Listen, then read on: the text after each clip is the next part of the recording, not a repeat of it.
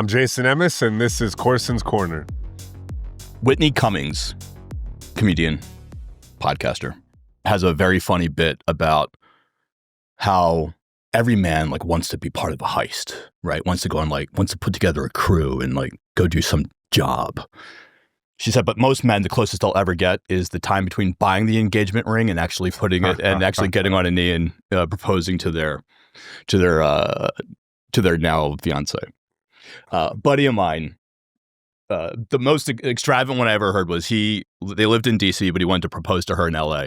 So trying to get the ring through security at the airport without it going off, all these things. Well, and you know what I did, right? Well, this is what I want to get to. That's what you're getting to. Right, okay. Yeah. So you did yours all the way to Colombia. Yeah, but not just to Colombia. Through multiple cities through Colombia. Right. Yeah. So how high was your blood pressure just having that in your pocket or wherever you had it? Oh, it was going. And then Hannah, who's been on the podcast. Yeah. Lots of words could be used to describe Hannah. A lot. Yeah. That's fair. I would say under the radar. Not one of them. Not one of them. Right. She's a very noticeable woman. She is. And so a very noticeable woman with a big rock on her finger. Yeah. Walking around Colombia. Yeah. Probably added another couple. Well, we didn't. She didn't. She didn't wear it. Okay, good. Yeah, no. She. After the proposal, we waited. Yeah, I proposed. She had it on. Right Yeah. No, it was stored away for sure. So talk to me. How did you? I mean, that had to be. Do you have it planned out? Were you on the fly? Was it always on your person? So I had the ring. I went ahead and got it because I knew that it was coming, right? So I wanted to be ready whenever the time permitted or the opportunity presented itself. And so I was gonna bring it with me to Colombia just in case. And she sent me pictures because she scheduled us a photo shoot in Cartagena. Right. Which was our last spot that we were at.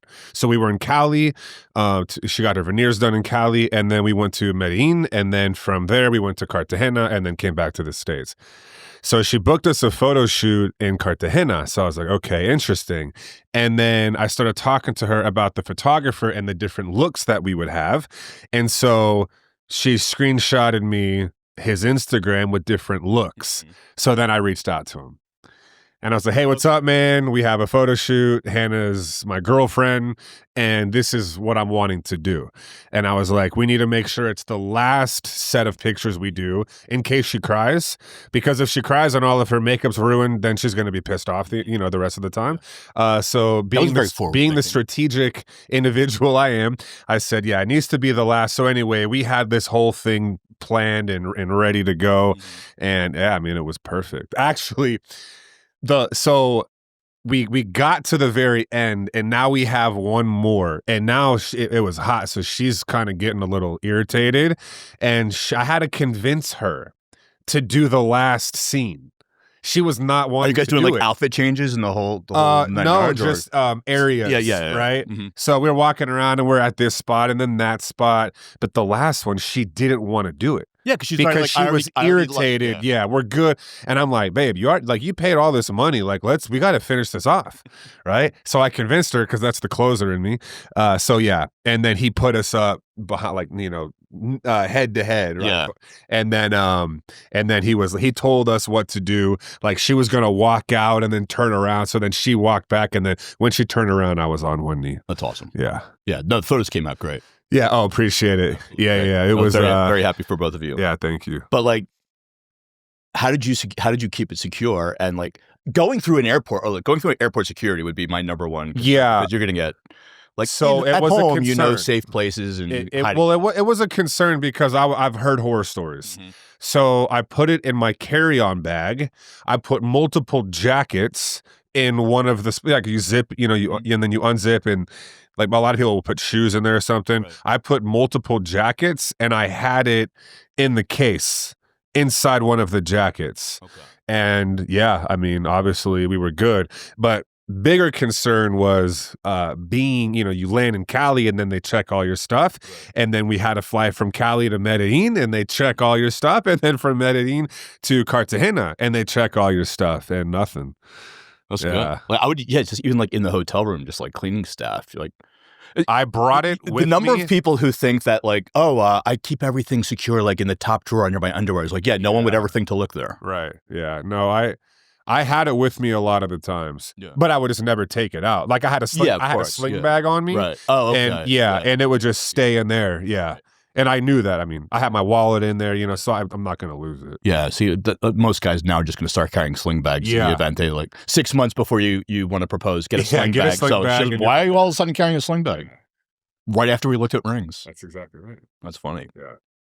Has the relationship, is there like a noticeable pivot in, I've never been married, never been engaged, but is there like It's my first time. Is there a noticeable like, this is real? So for me, and we kind of talked about it, it might be different for everybody, but it doesn't feel any different for me. Okay. Yeah. Nothing in my mind has really changed. Now, when we get married, it might, but as of now, nothing really feels that different. Yeah. Yeah. How does it feel having, knowing now that she's your forever partner? I mean, it feels great. Yeah. Again, so I've never been engaged. I've never been married. I have no kids, not necessarily by choice. I would say I was just, my dad instilled some fear in me just because of things that he went through in his earlier years. So I was always very cautious, and yeah, I never was rushing things. So I would always wait, and then things just didn't work out. Sometimes on them, a lot of times on me, just being young and dumb and not really caring for anybody but myself, to be honest. Yeah. I sabotaged numerous relationships. Yeah, and that would have been great relationships probably. I wasn't ready. I've actually had a lot of my ex-girlfriends marry the guy after me. We used to have the joke, it was like good luck Chuck, because it's like, right. 3 girls, 3 exes, like they married the guy after me. Right. So it's like, obviously they were ready, but I just wasn't ready. So like nothing to be Which thankfully I wasn't ready, because this led me to Hannah. Yeah. Love you, babe. Everything happens for a reason. That's exactly right. But when I hit my mid-30s is where I started to shift. I started to be like, look, I don't, like, you go certain places and I'm like, I don't want to be that man. Like, alone, lonely, solo, just because, and you can be by yourself and not lonely. I'm talking about like, you made a lot of mistakes in your earlier years thinking that a certain way of life was the way to live, which it is for some people. But at the end of the day, I feel like just going from one to the next is a lonely road. There's a lack of substance. You were also growing a business at that time too, though. Which time? When did you start Summit? Well, I started I've only had that for 7 months. Really? Yeah. We did 7 figures in 6 months. That's amazing. Yeah, I want to get into that. But were you always in construction? No, I've never been in construction. So I've been in roofing for a year. That's it. I knew nothing about roofing, nothing about construction, but I have a big network marketing background. Mm-hmm. So when it comes to vision and recruiting and loving on people and recognition and all of that kind of stuff and hyping people up, making people feel good, I'm pretty damn good at that. Where'd that come from? That came from the mentors in the network marketing business that I had, because it was always about Jason my entire life. It was always about me. And then I got around different kinds of people that had massive success in the network marketing space, and they started teaching me some different things. And I will say, I got to a 6-figure residual income, still pretty much having that mindset where it's more about me. But what took me from like the $12,000 to $15,000 a month residual to the $40,000 a month residual, top 1% worldwide, getting asked to speak all over the world, that was really like, let's take Jason out of the equation and how more servant leadership. What can I do for you all? How can I help you all reach your goals? Not so it's like, what can Jason get out of it? Right. Because there's this saying, you help enough people get what they want, you'll get what you want. But it's like truly wanting to see other people win, like truly wanting to see other people getting recognized on the big stage and be like, man, like I had a part of that and I'm so proud of him. Mm-hmm. That is where things really started to shift. Well, it's also a big thing where like the people who will bring up your name when you're not in the room. Yeah, is a real part How are of people that. Speaking about you when you're not around? 100%. Yeah. absolutely. One of the things I'm fascinated by, and we've talked about this before a little bit, is like origin stories and pivot points. What did like senior year of high school Jason want to do? Be an actor. Really? Actually, yeah. Yeah, I started kind of like getting into modeling and wanting to act and just had my vision there. Were you already at that point like pretty much like, I mean, you're a pretty big strapping dude. Like, I was were you not, already? No, oh, really? No, I was probably $175, $180, which I guess, I mean, I graduated at 17, so it's not like I was small. But I mean, looking back at pictures, I was skinny. Yeah. I didn't think I was skinny. No, you never do. Yeah, right. But now looking back, I'm like, you never think you're fat until you get fit. And then you look back and like, fuck, I was fat. You're like, damn, I was fat. Yeah, like pre-therapy me at like 265 and a really? functional alcohol. Oh, yeah, it was not good. Well, good for you. Yeah, thank you. I haven't seen those pictures. Well, I'll show you tonight. Cool. No, but like, so you wanted to be an actor. You're kind of like working that circuit a little bit. How does the like network marketing enter into your life? So I was 27. So I said no for 4.5 years. Mm-hmm. I told my buddy to leave me alone, and so someone was already in the a buddy of mine. Yeah, okay. Yeah. When I joined, he was a millionaire already.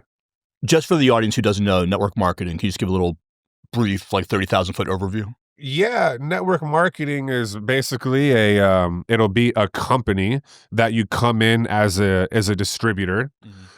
And you distribute the products, and you can build a team that distributes the products. And it's not always a product. Sometimes it's service-based, but... Do you know Nico? I do. Is this similar to that? No. Okay. No, they're not. No, they sell home security, but it's not. He has a team, and then you can get overrides on the team. But we're talking like multi-layer. Okay. Like I get bonus infinite levels down. I could have 30 layers down. Like I sign you up, and then you got somebody, and they got somebody, and they got somebody, infinite levels down, and we get paid on it. Yeah. It's just a whole different set of laws when it's multi-level marketing. Yeah, which is I'm friends with the owner of Skyline, Edwin, and he said it a certain way, so he's not, because then there's more legality to it. Yeah. So your friend's involved. He's trying to get you in. You keep saying that. I said no. I went to college. I went back to college at 23. I went in college? I went to the University of North Texas. I have a business economics degree. Okay. Yeah, and so I bartended all through college. Made like $4,000 to $5,000 a month, working Thursday, Friday, Saturday. Bartending's great because you can make rent in a night. Oh, it is great, and you meet a lot of people. It helps with speaking skills and multitasking, and so yeah, I mean, I had a lot of fun. It's a big emotional intelligence builder. It is, yeah. And so I graduated college. I was 27, and then I was in the corporate world from January to May. And May is when I quit, and I went Herbalife full time. Got all 5 Well, I just said what company. Yeah, Herbalife. It does. Yeah, either way, it doesn't matter. Yeah, yeah. I mean, the company changed my life. Yeah, 100%. Yeah, they changed my life. I just remember them as like seeing David Beckham when he was playing for like the LA Galaxy. Yeah, was it LA Galaxy? It's LA Galaxy. They're still sponsored. Are they really? Yeah, yeah, yeah, man. It's a big company. They're definitely global. Yeah, 96. Well, I've heard 96, but we just say 90 plus. Yeah, 90 plus and multi-billion-dollars a year. Number 1 nutrition company globally, and the number 2 network marketing company, the MLM, multi-level marketing company. When you were doing that, did you already have an idea to write a book, or did the book come not after the heart attack? The book came after that. Okay. Yeah, I actually got offered a campaign deal. Really? Yeah, so it was heavily funded. Probably why it helped. Yeah. That did not hurt. Yeah. It didn't becoming a bestseller. And I have a course as well. Okay. Yeah. How did the heart attack come about? Well, how old were you? I was 35 on the severe one. Wow. Yeah. More than one? I had a mild one the year before. At 34? At 34. Was it lifestyle? Yeah, definitely. It caught up to me. Yeah, definitely lifestyle. Okay. Lots of partying and steroids. Yeah. Those are great combos. Yeah, a great combo for a heart attack. Exactly. Yeah, I mean, I would get my blood work done every year, and everything would come back perfect. So I'm like, I can just keep doing this shit the rest of my life. I got to a point where I wondered if they had the right person's blood work, because I mean, I had a problem. I would be like, "Are you sure I'm good?" And they'd be like, "Yeah," but I had good blood work, and that's another thing. Like, you got to do multiple tests. Yeah. It's almost like a false positive. Yeah, man. I'll tell you this. So when I had the first mild heart attack, I didn't know it was a heart attack at the time. I had just finished speaking at a leadership conference, and then the next day I went to the airport and I was speed walking to my gate, and it was then that it happened, but I didn't know. Like, it stopped me in my tracks, dropped my bag, like, what the fuck was that? And then after Left shoulder go numb? What was I just major pain on my heart side chest. And it stopped me dead in my tracks for like 45 to 60 seconds, and then it went away. And I was like, well, that was weird. Got on the plane and left. Didn't think anything of it. And I was living in Nashville at the time. So then I decided that I want to get in better cardio shape. And my building, we had an Orange Theory attached. Yeah. So I started going to Orange Theory. And when I get on the treadmill and my heart rate and blood pressure start to elevate, I notice that I'm having a little bit of a pain in my chest and my breathing seems a little off. So I make an appointment at Vanderbilt, the hospital out there in Nashville. And I see the cardiologist, and the cardiologist was like, man, you're in great shape. And I did an EKG, which, they test your heart at rest. And the EKG and ultrasound were perfect. And he told me, he goes, I don't think you need a stress test because you're in great shape and your EKG and ultrasound look great. And I was like, respectfully, doc, I appreciate that. But the only time I'm having issues is when my heart is under stress. So he agreed to give me a stress test. And sure enough, I go do the stress test. When I get done, they lay me down. One of the nurses runs out, screams for a doctor to come in.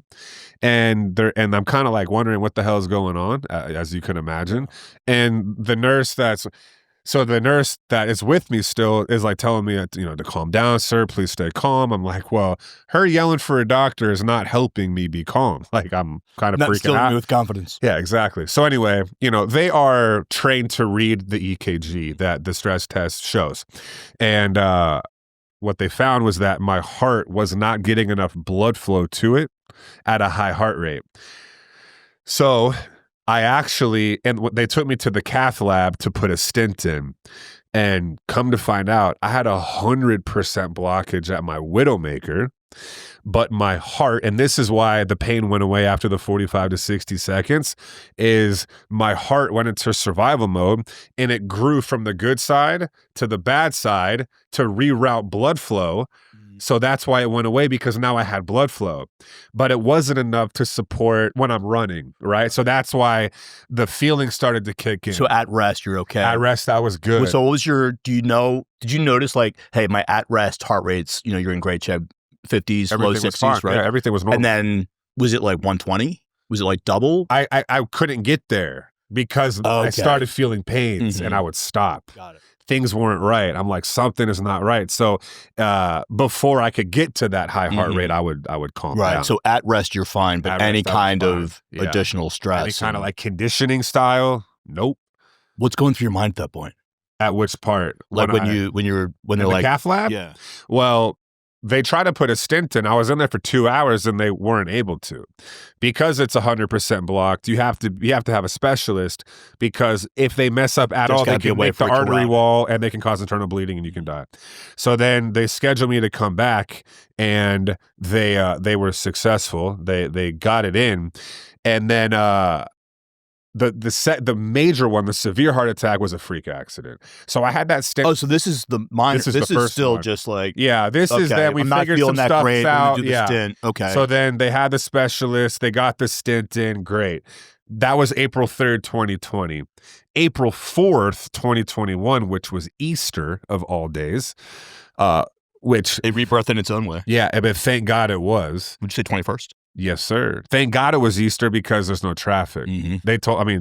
The lady that saved my life, I met with her 2 weeks later, and she told me like a 60-second difference, and I wouldn't have made it.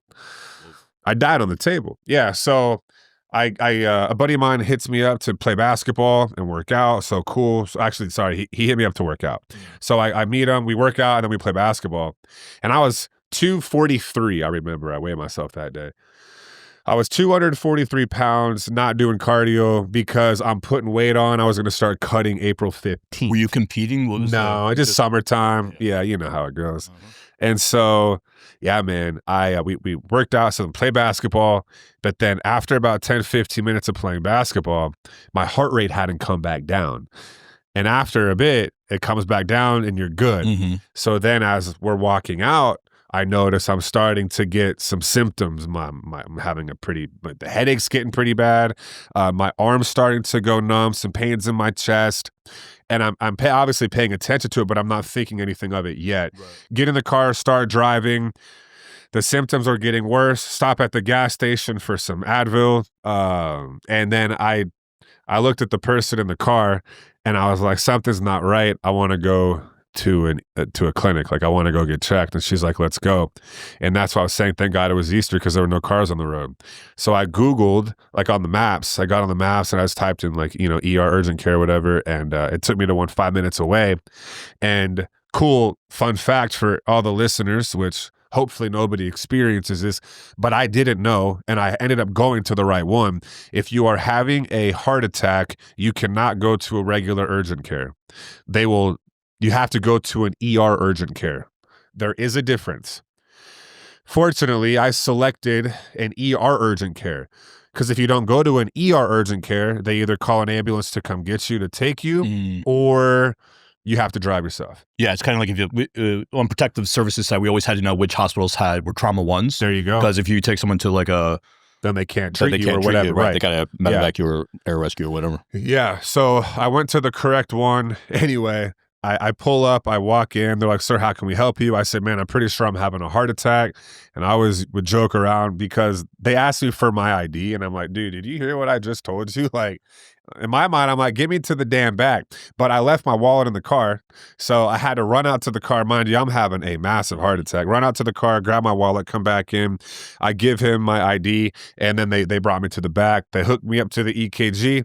And I'll never forget the look on the doctor's face when he saw the reading. And he's like, sir, I'm sorry to tell you this, but you are suffering a severe heart attack right now. And in my mind, doctors exaggerate. I'm like, I've already had a heart attack before. I'll be out of here in an hour. That's pretty much what I was thinking, which I was, just not how I anticipated. So they lay me down. They start giving me all these different things to chew and swallow. And for the longest time, I didn't understand why I would do this. So I lost my little brother to a drug overdose. And I texted my mom and I said, Mom, I'm having a severe heart attack right now, when I put my phone down. So I just would imagine, what the heck, she's like, what is going through her mind? She's immediately calling you. Freaking out. You're not answering. I put my phone away. And, but it's because in my mind, I knew that I was going to be walking out of there. So I was just casually like, hey, I'm having a heart attack, but I'll be out of here in an hour. Like, I'm not thinking what's about to happen. 10 minutes late. Exactly. Yeah. So I'm communicating with them, with Debbie, the nurse, back and forth, and I started to feel myself fading out. I was like, I feel like I'm about to die, because I could feel my breath was shortening and shortening. Like my ability to breathe was less and less. Right. And then I was just like, y'all got to do something. Please help me. God, please help me. And I was out. I flatlined, died on the table. No, I don't remember anything. I always make jokes. I could probably be on Oprah or something if I, you didn't see the light. I did not. No, and I took that as my relationship with God was not strong enough. So I've changed a lot in that department. And a lot of people say, "Man, you're so young. I'm so sorry that happened to you." And I said, "Don't be sorry, because it's legit. It is the best thing that's ever happened to me." I did have a couple mess ups after that, but I've been drug free for 3 years and 8 months. I haven't touched it. And again, I probably would have never quit, to be honest with you. I just I look back and just the way that my life was and how I was living, it took something like that to prevent it, to prevent me doing it more. Although again, I did have 2 other mess ups in June of 2021. Did that experience help to heal what the drugs were kind of helping you to cope with? Or did your new lease on life lead you to having a healthier lifestyle that no longer included the drugs? Well, like I said, so I did it 2 more times. June, my birthday is June 5th. I was in Vegas. I'm not going to say his name, but had a big time UFC fighter with us. And he asked me if I wanted to go do something. I was like, yes, like I'm going to go do it with, this individual. And then fast forward a week later, I'm out of the country in South America, and it was there. So this was truly the pivotal moment. You would think the one before was the pivotal moment, but this is the one that really woke me up for whatever reason. It was supposed to be like, I'll just do a little bit and try it. And that never worked out for me. Hence the heart attack, because I would do so much, right? And so I stayed up all night doing it, and I felt myself fading out. And I jumped up because, if you let yourself go, then sometimes you don't wake up. So I jumped up, I put a bathing suit on because we were staying on the beach. Like we had our own hotel staying on the water. And I walked out and I was like, I said, God, I don't know what's happening right now, but if you make this go away, I will never touch this again. Within 5 minutes, everything cleared up as if I was perfectly fine and nothing had happened, and I haven't touched it since that day. Yeah, that was the day. There's a difference between being clean and being sober. Yeah. And I'm not sober. No. I'll have a couple of drinks. Yeah, no. But I'm sober from drugs. Right. But like, is there still that voice, that little twinge, that little... I'll give you an example. Doing it? Yeah. Absolutely. Okay. I don't think it'll ever go away. Okay. Especially, and I don't go out a lot, but if I'm out and, the music's like in the environment that I would normally doing it, yeah, absolutely. Yeah, there's like pre-incident indicators and things like that. Yeah, it's interesting. With my own experience, I felt like I needed alcohol. Like it was like it helped with if I went to bed sober, the nightmares would get so bad that I needed to be so drunk that I couldn't hit REM sleep, and then I could go. But like after therapy and like I cleaned up on that shit, like I'm in choice about it now. So like we can go out to dinner and like I'll have a drink. But like whereas like previously we'll go out tonight and have dinner. I'll have one drink and I'll probably nurse that drink like the entire night because it's like I'm in choice about it. Whereas like before I would have like 3 Jamesons before the appetizer got to the table. Yeah. And people are always like, no, you don't understand. I have to. And I'm like, look, I do understand and you don't have to. Right. There's something about being I think first in integrity, right? And then second in choice. Yeah. At what point is there like a physical recovery that's required after something like that? I couldn't work out for 10 days. Okay. Yeah, and normally I tell the whole story. So I died on the table.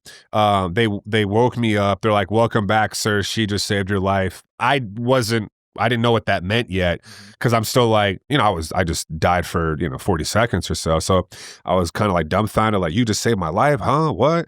Thank you, right? Where do you start that? Yeah, but the paramedics were ready for me, and they put me on the stretcher. They got me into the ambulance and rushed me to ICU at the hospital and performed surgery. And now I'm like crazy. I get my blood work done every 3 months. I do a stress test twice a year. I'm over the top. Did you ever get to the bottom of like how it happened? Like did the stint that they did the first time just not hold, or the stint that they put in was not put in all the way correctly, and that's why the second one was a freak accident. Yeah. And it's like, man, so the way it all happened, Easter, I ended up at the right clinic, and Debbie, the lady she's the one that defibbed me and then did CPR. She specializes in heart attacks, and she normally works at the ER at the hospital, and she was there that day. Just covering a shift or something. Yeah, she's there like a couple times a month. But what are the odds? Yeah. It's crazy. It's unbelievable. When does the book come into play? So after, it was like a month later or a few weeks later, I got asked to speak on a call with the network marketing business. I would speak on tons of Zoom calls for other people's organizations and talk about my success and what it takes to have success in the company. Yeah. I told the story, and he called me immediately afterwards, and he's like, "What the fuck, man?" And he and I were friends, but he's not very big on social media. He's a little bit older. He has a credit card processing company, and so he's worth multiple 8 figures. So he would do Herbalife for fun, but he couldn't believe it. He's like, "Dude, have you ever thought about writing a book?" And I'm like, "Yeah." He's like, "Well, we need to make it happen. My company's going to fund it." So and then Wow. Did you write it yourself? Did you like Gary Vee, where like you just told your story and then other people heard it? I mean, there's a million ways to do it. I had a ghostwriter, but it is me, because I was so critical of how, like, every word. So like, I wouldn't say that. You need to have it like this. Right. You want So yeah, oh man, it was. And then I did the audio. So while it was ghost written, but I was very, very involved. Yeah. Well, I mean, ghostwritten doesn't necessarily mean you didn't write it. Right. It's just like, there It's are an assistant. Yeah, helping. there are some people who are really great public speakers. They just they just can't write. And so, like, I think Gary Vee does this. Like, he has, and if I'm wrong, don't come at me. But, Sorry, Gary. Yeah. But I think he's got like 6 or 7 people around him at all times, and like, one of them is like responsible for his books. Yeah. And I'll be like, "Oh, that's a good idea. Let's talk about this, this, and that." And then they'll write it down, and they'll schedule time, and just like he'll just riff for like an hour, and then after so many times, I wouldn't doubt it. Yeah. Well, you don't have just writing a book does not, especially in today's world, does not necessitate you sitting there like Hemingway. Chopping away to things have changed. Yeah. We've evolved a bit. You used to go on these calls and talk about success, what is required for success, what you did to help you make successful. Yeah. What were, like, let's say, the top 3 tenets that you found were, I wouldn't say necessarily like requirements of success, although they may be in your requirements. Case. Okay. What are they? Yeah. So the 2 that automatically jump at me is working on yourself more than anything else. It's like everybody wants to know where to put their money and where should I invest. The number one investment is yourself. Period. End of story. Is that therapy? Is that fitness? Is that nutrition? Is that whatever sleep? It looks like for you. Okay. And I say you, not you, just hypothetically, right? Because it's going to be different for everybody. Right. Because some people might monetarily be doing well, but their health and fitness is shit. And in order for them to truly scale and get to the next level, they're going to need to get their health and fitness in order, right? But for me, I was not monetarily there, and I was extremely negative, and I just was so programmed to think a certain way. So it started with circle of influence, who I was around, and that was the second one that popped up. But I would say for me, that was the number one thing. I got around people that had success, that were willing to show me the way and truly believed in me and wanted to see me win. And that's the powerful thing about network marketing. Some people are like, oh, I don't want them to make money off me, right? That's backwards ass thinking, because it'll come back to you because you're going to build a team too, and then you make money, and that's business. Dude, 100%. At my old firm, one of like the biggest, one of the reasons I left was that people at the top, they didn't want to give up a percentage of their pie, of the pie. Yeah. Right? And what I had the hardest time explaining to them was like, you'll get a smaller percentage, but a bigger pie. A bigger pot, right. So when it's all said and done, you're going to get more. Yeah. Like 0% of 0 is 0. Right. Yeah. No, well, would you rather 100%. 10% of like 100,000 or 10% of like 100 million? Right. Yeah. No kidding. But yeah, some people just see the 10% and they're like, oh, well, I don't want to lose it. I don't want that to drop to 9. Yeah. Some people, they just don't get it. It's like, you're so successsul, but you can't comprehend something so simple. Do you want like 10% of a million or 5% of a billion? Right. Yeah. That's pretty simple. Not that hard. I suck hard. at math, and I know that's not a tough decision. So we have working on yourself, circle of influence. The circle of influence thing is huge. It is huge because you really do become the 5 people you hang around. And I always say, like hangs with like. You're really successful people aren't hanging with really broke people, right? Now you can be a really broke individual with so much eager and passion to be successful that you are a sponge, and then they will have you around and they're mentoring you, right? But with network marketing, the guy that got me going, my buddy, Tim, he was already a 7-figure earner.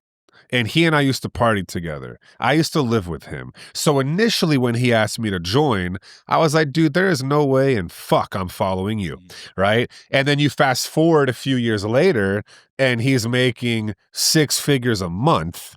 And I'm like, okay. I ran into him. April 4th of all days is his birthday. Remember, I had my heart attack on April 4th. Right. April 4th, 2013, I run into him in Oklahoma. because a buddy of mine asked me to go party for a birthday party. So we get there and I run into him and I notice he's dressed different.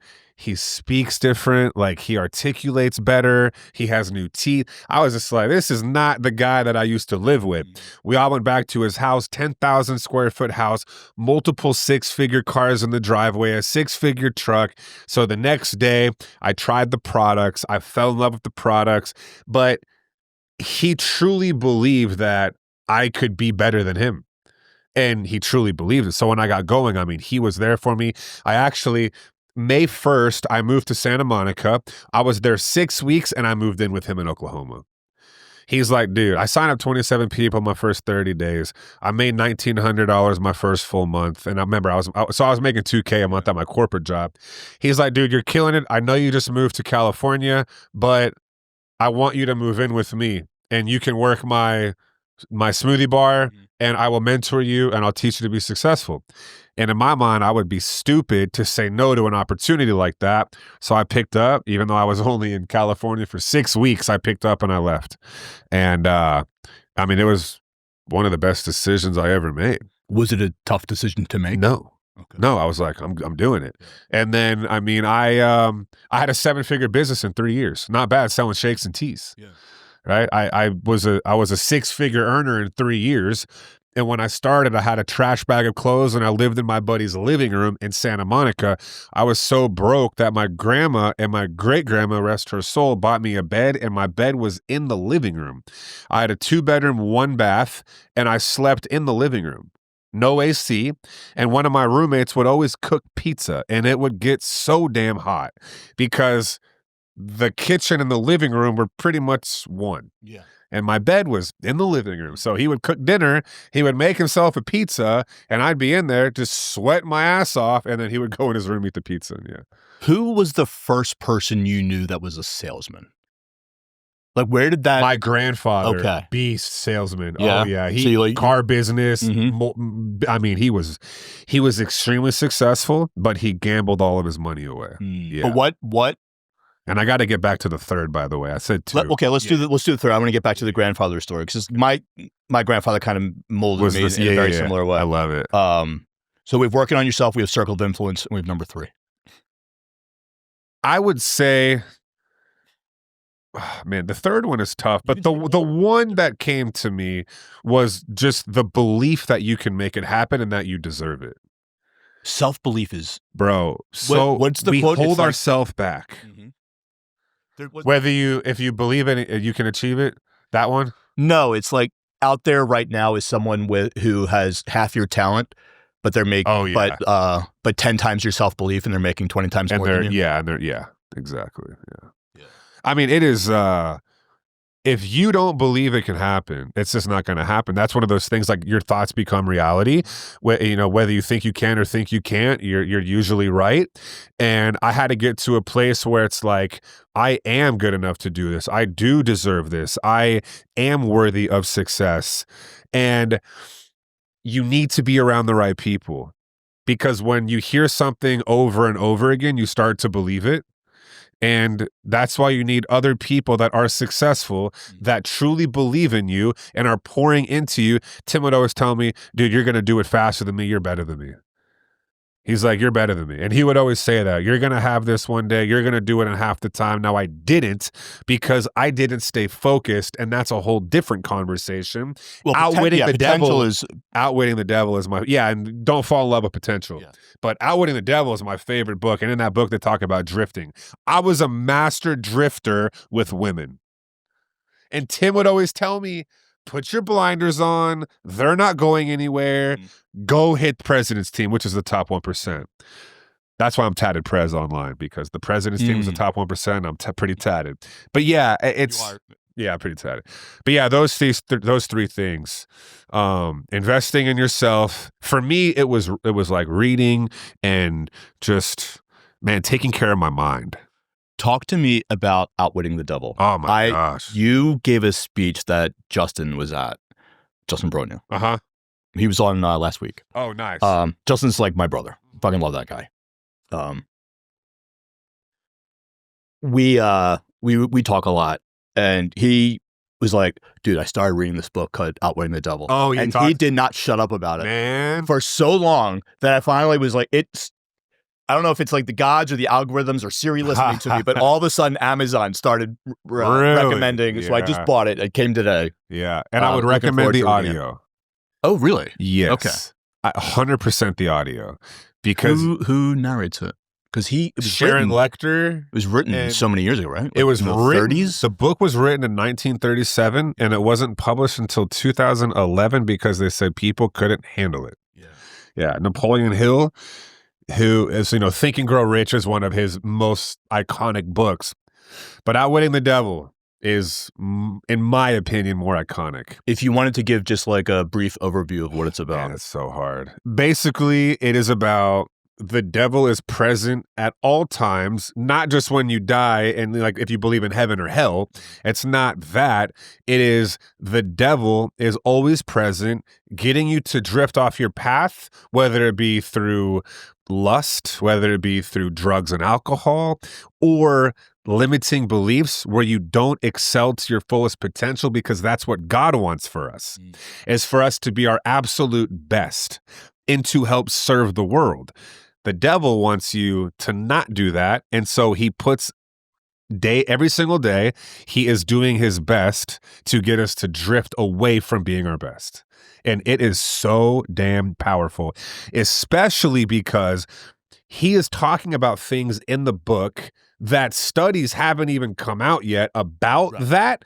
And he's already talking about like what smoking does to the body, what alcohol does to the body.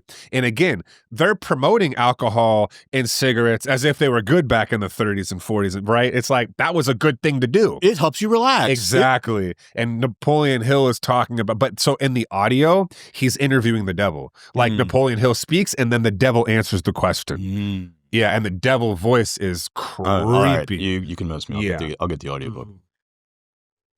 Oh yeah. So how close were you and your grandfather? I mean, he passed away when I was younger, like 10, 11. Yeah. But you remember. That's where I get the diamonds from. He always had diamonds on and he was beast at sales. Yeah. Well, and my dad always talks about how amazing. And my dad was in sales, mom in sales. But so it's in your blood. It is in my blood. Because I think there's a certain things can be taught, certain things are innate. Yeah. There's a certain talent level that coexists. Like I think the difference between like someone of a LeBron James level of caliber and a Steph Curry, like they're basically about the same. It's about effort and technique and strategy and discipline. A Tom Brady versus like a Patrick Mahomes, same level of talent. And I mean, to that analogy, Steph Curry had to work way harder because I think he's like 6'3". He's not like LeBron is a whole different specimen of a guy. I mean, he's like 6'8". But taking all of the, the physical and this, like what you're born with, like what you have innate within you can then be honed, and how much it can be honed, how refined, how sharpened that blade can become is up to you and the work you're willing to put into it. I think anyone can be taught how to sell. Right. Or, but there are certain people who have an innate skill that same lesson will take them levels higher. Yeah, I totally agree with that. So I think that you definitely have, you're a charismatic, well-spoken, energetic guy who knows how to close a deal. Yeah, thank you. So there's part of that. But was that something that you knew you had within you that kind of got honed by your mentors? I think I knew it, but I didn't really know to the level that I was capable of.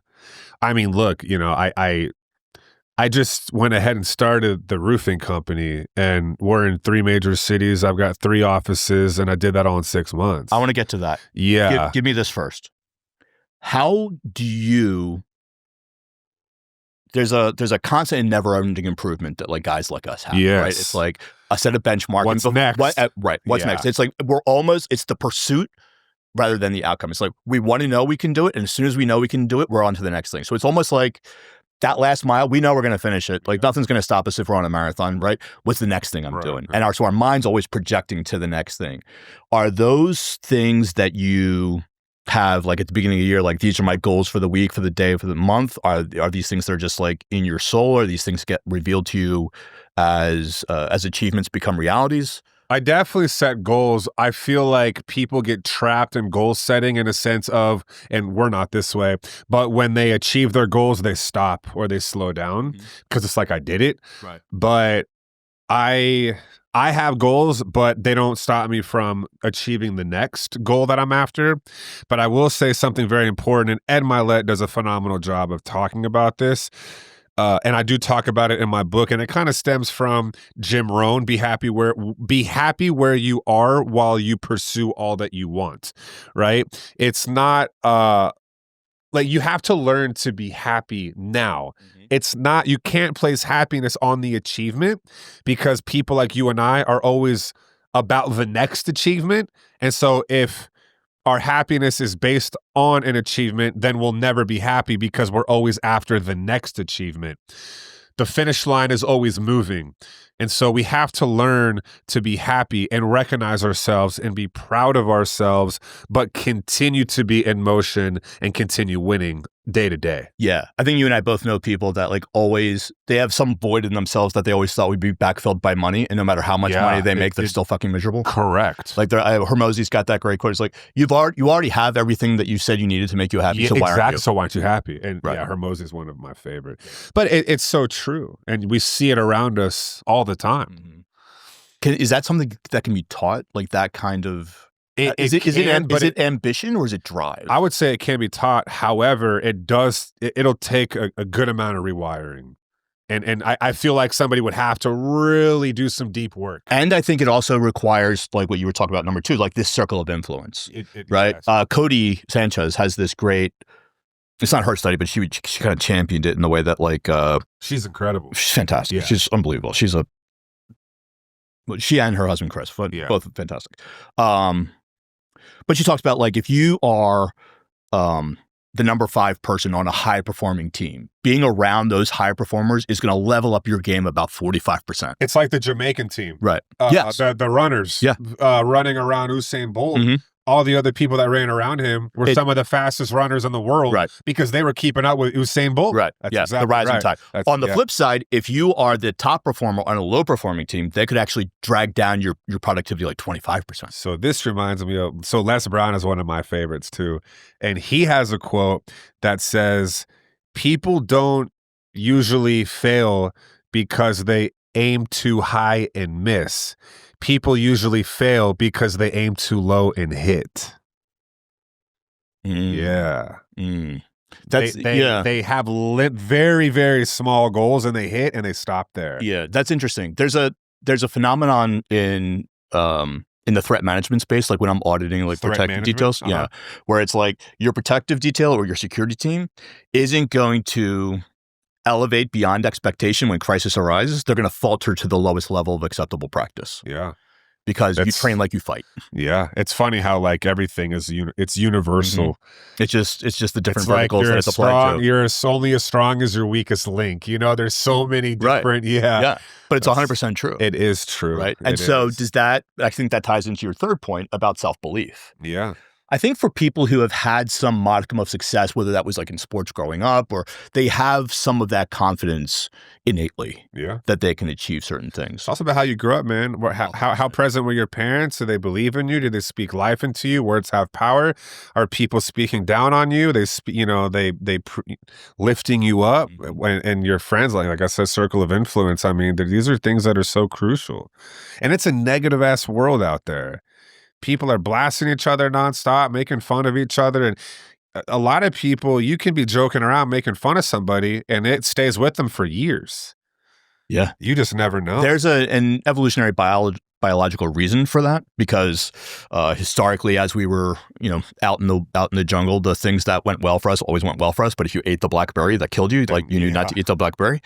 So on a evolutionary on an evolutionary biology perspective, like there's a reason for that. Like if you see, I see this with public figures all the time. It's like they insist on reading the comments when they post something. Like I was like, never Google yourself. Yeah, never read the comments. Post and Rogan's got a great philosophy. It's like I post and I ghost. I like the people who does that. Rogan. Okay. He's like, anytime I do social media, I post it and I ghost it. Like there's like 10 people post it and ghost. He's like, there's like 10 people that have my phone number, and if they call me and tell me that something I should take something down, I'll take it down. Yeah. But other than that, but like Joe 1920, go fuck yourself. With no profile With no picture? profile, and, yeah. yeah. It's like, yeah, go fuck and 2 yourself. followers. Yeah, Exactly. I don't give a fuck. Like, I don't give a. One of my all-time favorite quotes from Game of Thrones was, "Lions do not concern themselves with the opinions of sheep." Sheep, yeah. It's a good one. But not everyone has that framing. So when you're kind of mentoring or teaching, they care too much about what people think. It's like maybe it's the lack of image or self-belief, or they let other people's opinions become their reality, and it's like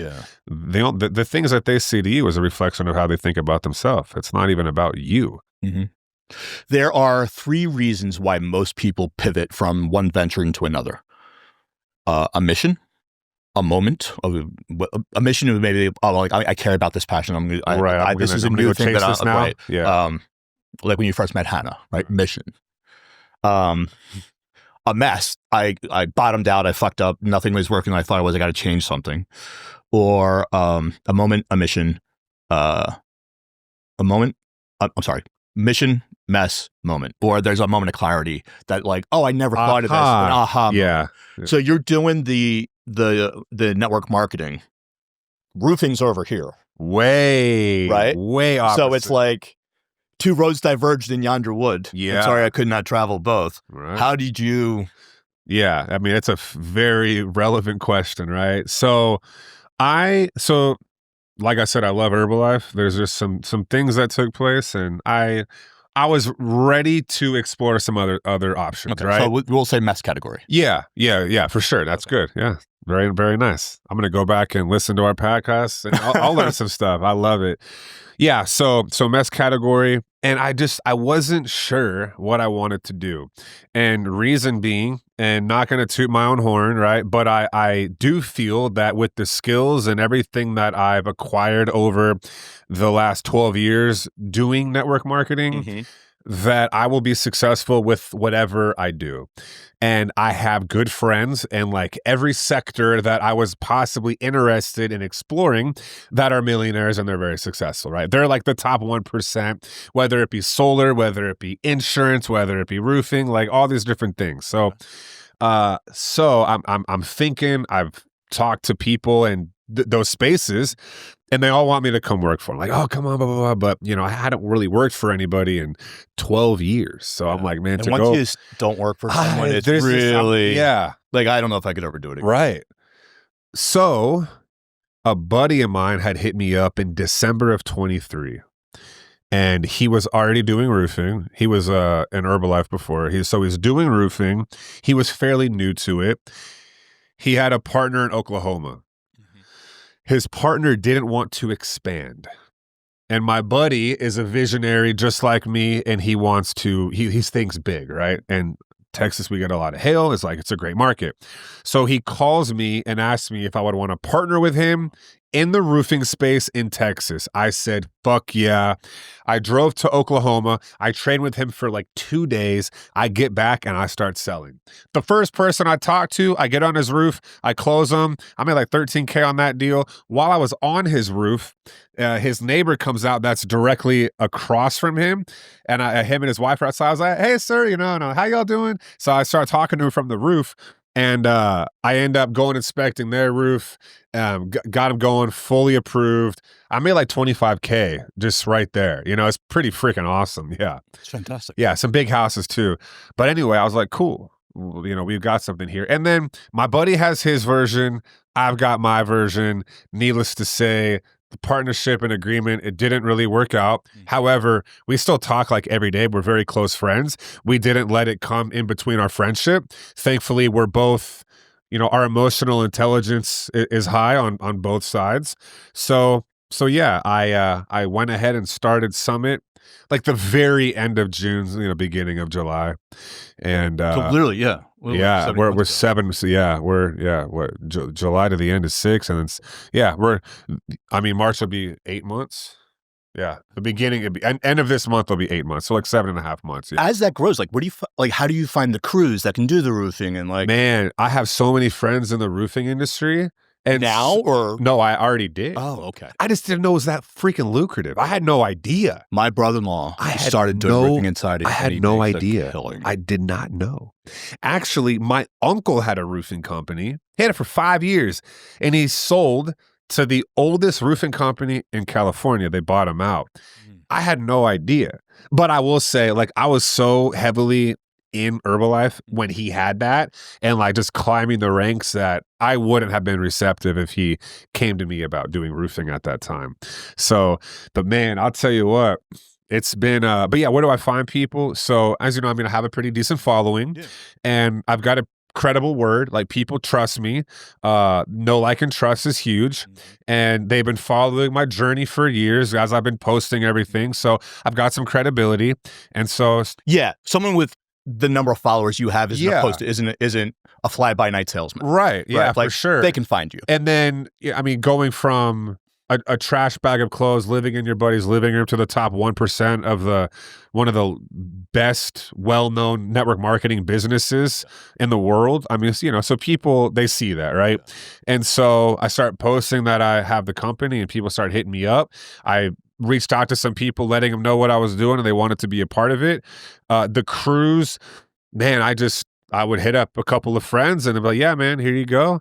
And like, hey, a buddy of mine in Houston that has a company, like, hey, man, I'm looking for somebody in Dallas, and just networking, man. And now I've got multiple crews in every city for everything. It's interesting you talk about networking. Networking is so important. And I know it's huge. But here's the one thing. Tell me if you agree with this. Networking isn't about how many people you know. It's about how many people know you. Yeah. Right? Like I have friends and I kind of like do some, I'm not like a life coach. Well, the way you say that, it's on a deeper level. Right? Because it's like, if you're looking for a job, right? And you say, oh, but I've got like 1,000 connections on LinkedIn. Yeah. Yeah. But do they know you? But will they take your call? Exactly. Like, is your name being brought up when you're not in the room? Right. Like, if it's not, then that's just a connection. For sure. That's not part of your network. No, I have that's just someone you used to know. Yeah. Right? Like, one of the things that I was very good, like I was never the biggest, strongest, toughest, fastest soldier, spy, protector, or whatever. Right. But I was always good at networking. I was always good at remembering people's birthday. Hey, how are you? Just checking in. Can I buy you a cup of coffee? Like, hey, like, Starbucks gift cards. Relationships. That's it, man. Relationships. It's like sell me this pen. It's not has nothing to do with the pen. Right. People buy people. Yeah. I totally agree with that. And yeah, I just, be interested or interesting. I used to always talk about myself, and of course I'm the guest here, so I'm talking about myself. But in a normal setting, I do my best to speak about me the least. Mm-hmm. And I'm wanting to get to know people, because what is somebody's favorite conversation? Themselves. 100%. So you want to get people to like you, man, just ask them questions about themselves and they're going to think you're the coolest damn person in the world. And you didn't even really do anything but just be interested. The number, do you know what mirroring is? Yes, I do. Like the number of conversations I will have where I just read a book about that. Chris Voss. Yeah. Chris Voss, great book. Just repeating back like it's fantastic. Just repeating back I've had entire conversations with people at parties and networking events or what have you, where all I've said was the last 3 or 5 words that they said, and they walk away thinking they had the greatest conversation with me ever. And they truly believe it. And that 100%. I'm like, you got to talk to this guy. He's amazing. It's like, I didn't even talk anything about myself.